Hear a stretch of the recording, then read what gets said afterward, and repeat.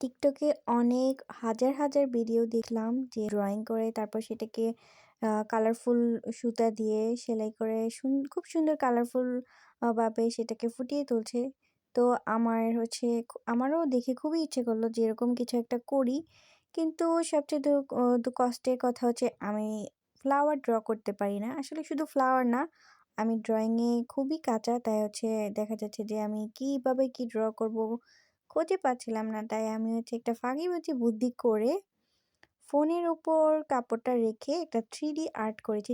যেভাবে আমরা biology drawing করে থাকি। যারা বায়োলজি স্টুডেন্ট সবাই অবশ্যই জানবেন যে কিভাবে লাইট ড্রইং করে।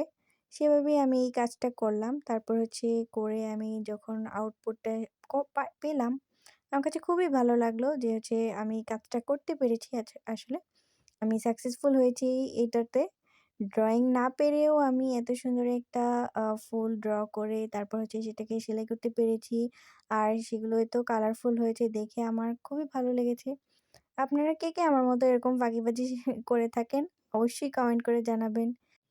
আর যারা বায়োলজি স্টুডেন্ট আছো আমার মতো ড্রইং করতে পারো না, তারা অবশ্যই টেকনিকটা খুবই শিখে নেবে। এটা খুবই কাজের আসলে আমরা যারা ড্রইং পারি না তাদের জন্য।